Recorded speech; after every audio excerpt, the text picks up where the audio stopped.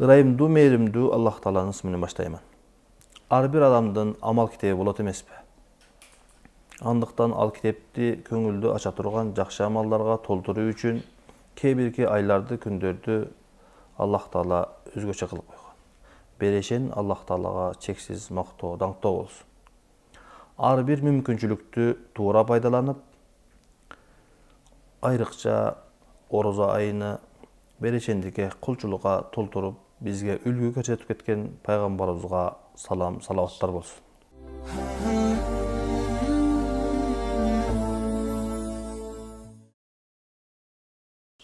Урматтуу телекөрүүчүлөр, сиздер орозо айына арналган Райян теледолбоорун көрүп жатасыздар. Бүгүнкү берүүбүздө орозо айынын өзгөчөлүктөрү деген теманын айланасында маек кылмакчыбыз. Ал эми сыйлуу коногубуз Надва мечитинин имам хатиби устазыбыз Садыбак Астолов. Ассаламу алейкум. Алейкум ассалам ва рахматуллахи ва баракату. Устаз, өзүңүз билгендей эле Аллах Таала кээ бирки айларды, күндөрдү, кээ бирки убакыттарды ушундай өзгөчө кылып, ошол убакытта дуаларды кабыл кылганга же болбосо ибадаттардын соону көп кылганга өзгөчө кылып берген да. Бизге эми ушул орозо айдын өзгөчөлүктөрүнү башка айдан өзгөчө болуп, момундарга, мусулмандарга мүмкүнчүлүктөр кандай байкалат, ошону айтып берсеңиз. Бисмиллахир-рахманир-рахим. Аллахка чексиз шүгүрлөр. Аллахка чексиз шүгүрлөр айтышыбыз керек. Аллах бизге өз мээримин төккөндүгү үчүн, бизди өз ырайымына алгандыгы үчүн, биздин көпчүлүгүбүздү, дээрлик баарыбызды бейишке киргизгиси келгендиги үчүн Рамазан айды берди да. Кудайга шүгүр. Аллах бир жерден экинчи жерди ыйгыраак кылып, бир жерди башка жерлерге караганда, бир орунду экинчи орунга караганда ыйгыраак кылып, өзгөчө, бир убакытты башка убакыттарга караганда пайдалуураак кылып, сооптуураак кылып, берекелүү. Ооба. Бир күндү башка күндөрдөн дагы мисалы ибадаты менен, таңы менен өзгөчө кылып, бир түндү башка түндөрдөн өзгөчө кылып, бизди сүйүнтүү үчүн жаратты. Ошол сымал эле ыйык Рамазан айды башка айдан өзгөчө кылды. Анткени калган 11 айда кээде ибадат кылсак, кээде кыла албай, кээде оңго, кээде солго бурулуп, олку солкулуп жашап атканыбыздан, бендем сен ушул бир айда бир күрөш жаса, сен өзүң күрөш, өзүң менен, нафсың менен күрөш да, анан мага бир сыйынып ал, ушул бир айдагы жасаган ибадатың өзгө айларда жасаган ибадатыңдан алдаганча жогору турсун деп. Бир мүмкүнчүлүк тең. Мүмкүнчүлүк берип атат да. Кудайга шүгүр дешибиз керек.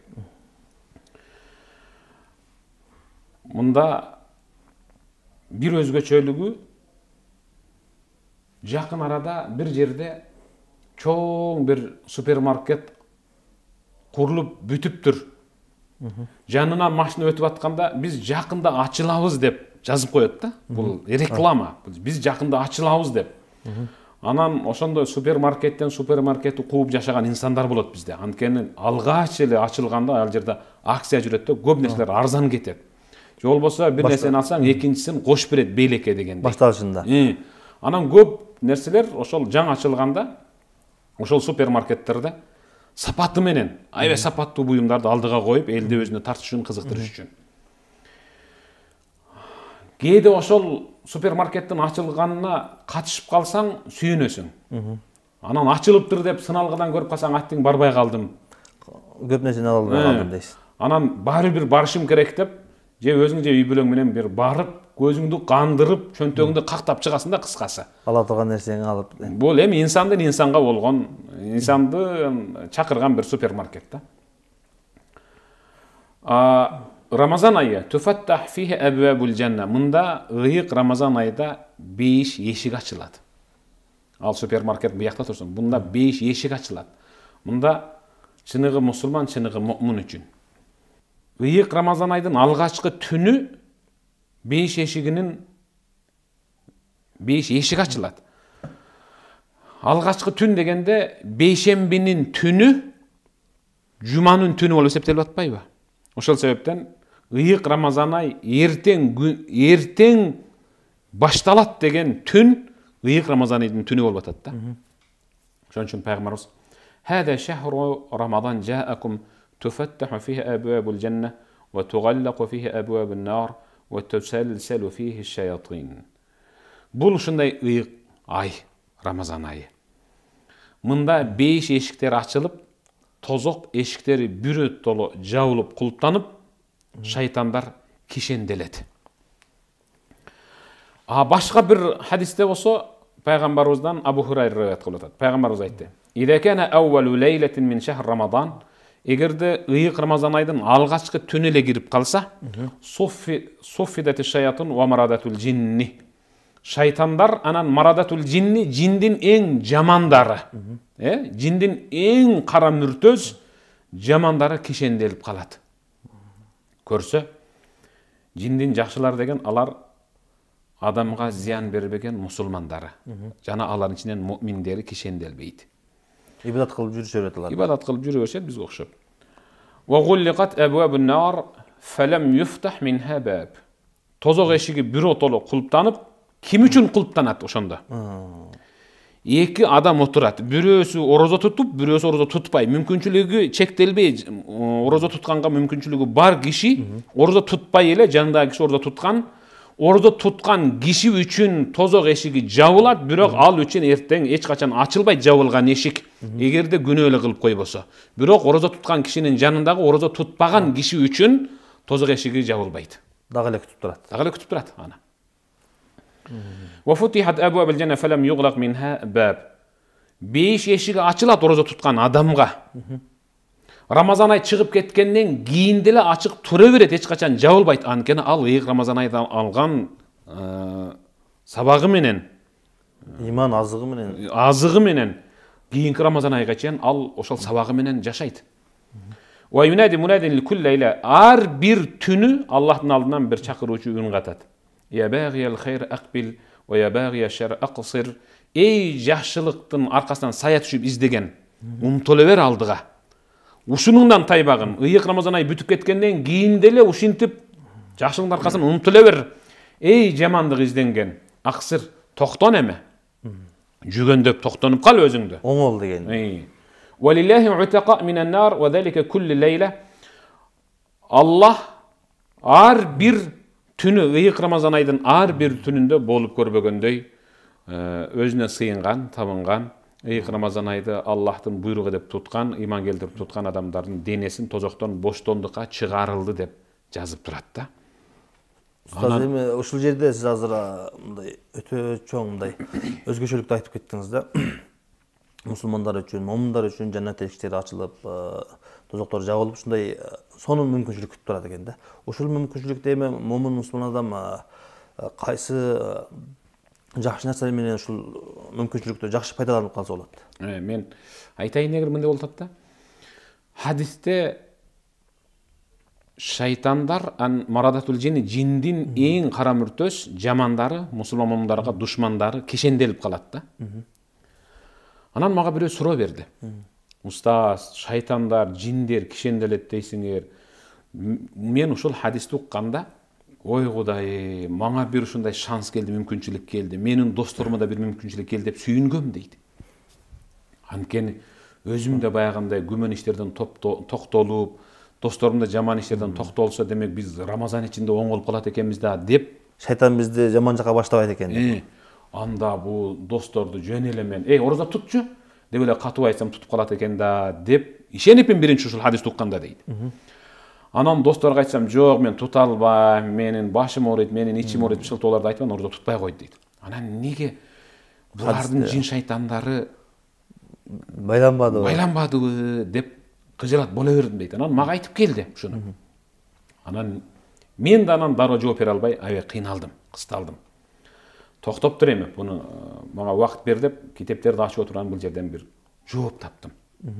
Ислам аалымдарынын берген жообун караңыздар эми. Машаалла. Сүрөнүн Кур'андын эң аягында Нас деген 114 сүрө бар. Ошол сүрөнүн эң аягында минал джиннати ван нас. Жиндердин жамандыгынан, адамдардын арасынан жиндердин деңгээлине түшүп калган адамдардын жамандыгынан сактоо сураймын деп сактоо сурап ал. Анткени адамдар бар, кээ бир адамдар жин шайтандын деңгээлине жетип калган. Жамандыкка баштайт, жамандыкка үндөйт. Ооба. Мен эми учурдан пайдаланып, урматтуу жамаат, кагалайын бир тууган, садага болоюн бир туугандар. Мына бул ыйык Рамазан айда кайсы бир досуңар, кайсы бир тууганыңар орозо тутпай, мүмкүнчүлүгү бар болуп орозо тутпай калса, сен орозо туткан абалыңда кыбыланы карап алып, колуңду көтөрүп, көзүңдөн жаш агызып, жүрөгүң менен буркурап ыйлап, ошол мүмкүнчүлүгү бар болуп туруп орозо тутпай койгон бир тууганыңа Кудайдан кечирим сурап бер. Ага хидаят сурап бер. Анткени ал мүмкүнчүлүгү бар болуп тутпай койгондугу менен ал кишенделип турган жин шайтандын деңгээлине түшүп калгандыгы үчүн кишенделбейт да. Эмнеге ошол мүмкүнчүлүгү бар болуп туруп кишендел орозо тутпаса кишенделбейт десе, анткени анын инсандык сый урматы бар. Адам деген аты бар, ошон үчүн ал кишенделбейт. Аллах аны күтө берет, кайра күтөт. Баары бир келип мага, баары бир мен кечирим эшигимдин эшик такылып босогосуна келет. Мен эшигим тыкылдатат, менден кечирим сурайт. Мен аны кабыл кылам деп Алла Таала күтүп атат да. Ал эми сиз айткан ушул ыйык Рамазан айда кайсыл жакшы иштерди жасап мүмкүнчүлүктү пайдаланып алайлы деп атасыз да. Ал эми бул ыйык Рамазан айдагы биринчи мүмкүнчүлүк өзү тыйылуу. Тыйылуу деген ал орозо тутуу менен башташ керек. Эң биринчиси. Негизгиси ушул. Алла разы болсун устаз. Андан кийин ушул жерде эми азыр айткандай эле мүмкүнчүлүктү пайгамбарыбыз деле жакшы пайдаланган да. Ошон үчүн бизге пайгамбарыбыздын эң бизге таасирлүү бир үлгүсүн айтсаңыз, пайгамбарыбыздан ошол жерден кандай бир таасирлүү үлгүсүн алсак болот? Ушул орозодогу өзгөчөлүктү жакшы пайдаланганда. Пайгамбарыбыз саллаллаху алейхи ва саллам жөнүндө сахабалар айтканда, ыйык Рамазан ай кирерден мурда эле пайгамбар өзү жоомарт эле.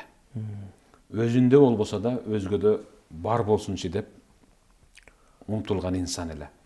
А бирок пайгамбар ыйык Рамазан ай кирип келгенде айкөлдүгүн өзгөчө көрсөтчү. Пайгамбардын өзгөчөлүгү ал сыдырым жүргөн жагымдуу желдей эле. Ушунчалык жеңил болуп калчу эле. Жаш баладай болуп, кадимкидей бирөөлөргө зирек болуп, сый урмат көрсөтүп калчу эле да. Биздин ыйык Рамазан айдагы ала турган сабагыбыз пайгамбардан. Ошол пайгамбарга окшошконго аракет кылышыбыз керек. А ыйык Рамазан айдан ала турган дагы бир сабагыбыз кайсыл? Айша энебизге келип пайгамбар өтүп кеткенде сахабалар: "О муъминдердин энеси, айтыңызчы, биздин пайгамбар жөнүндө билбей калганда кандай купуя жашыруун сырлар бар, айтыңчы, пайгамбар кандай инсан эле" деди. Айша энебиз сахабаларга карап туруп: "Пайгамбар ушундай инсан эле, эл арасында жүргөн, басып жүргөн тирүү Куран эле" деген. Жашоосу Куран эле. Жашоосу Куран болгон пайгамбардын бизге сүйүнчүлүгүн ыйык Рамазан айына кирип баратабыз да. Бардык нерсенин өзүнүн майрамы бар. Эгемендүүлүк майрамы бар. Билим майрамы бар, түшүм майрамы бар, аялдардын майрамы бар дегендей.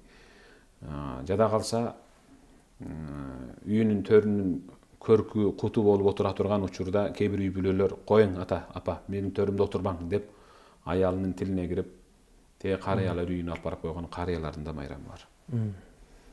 Ал эми биз үчүн эң мыкты майрам бул Кур'андын майрамы эмеспи? Кур'ан түшкөн ай биз үчүн, мусулмандар үчүн, чыныгы муъмин үчүн ал эң ыйык Рамазан айы майрамы. Құда ошол жөнүндө пайгамбарыбыз саллаллаху алейхи вассалам бул ыйык Рамазан айдын орозосу юкаффиру сайиат, күнөөлөрдү куйкалап, жок кылып өчүрүп ийет. Мурунку. Ооба. Мурунку жасалган күнөөлөрдү. Ал жөнүндө пайгамбарыбыз саллаллаху алейхи вассалам Ас-салаватул хамс, 5 вакыт намаз.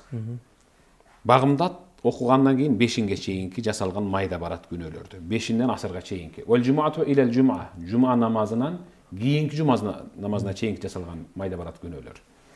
Ва рамадану ила рамадан. Былтыркы тутулган Рамазандагы орозонун быйылкы тутула турган ыйык Рамазан айдын орозосуна чейинки майда барат жасалган күнөөлөр. Мукаффират ма бейнахунна изастанабал кабаир. Кабира чоң күнөөлөрдөн эле өзүн кармап жүрсө, майда күнөөлөрдүн бүт бардыгын жууп жиберет деген сүйүүсүн кабар айтты. Ушуга да шүгүрлешибиз керек да. Кудайга шүгүр. Демек бул ыйык Рамазан айдын орозосу, ал биз билбей сызып алган, биз билбей жазып алган, ак баракка жазган, карандаш менен жазган каталарыбызды өчүргүч деп түшүндүрсөм болот да. Устаз, жана бул жерде Курандан түшкөндүгүн, Курандын өзгөчөлүгүн айтып кетпедиңизби орозо айынынча? Ошон үчүн бул жерде сурагым келип турат.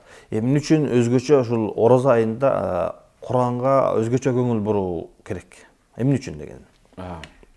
Аллах Таала өзү айтып атат, сана Шахру Рамадан аллази унзила фихи ал-Кур'ан худан лин-нас ва байинати минал худа вал фуркан. Садакаллахул азим. Адамдарга хидаятты көрсөтүш үчүн, хидаятты баян кылып, ачык айкын кылып, арам менен адалды, жаман менен жакшыны ажыратып бериш үчүн ыйык Рамазан айда силер үчүн Кур'ан түшүрүлдү дейт. Ыйык Рамазан айда Кур'ан түшүрүлгөн. Ал Аллахтын өзүнүн тандоосу, башка айда түшүрсө болмок да. Бул ыйык Рамазан айдагы Кур'андын түшүрүлүшү ал Аллахтын өзүнүн тандоосу, бизге ошентип тандап берди.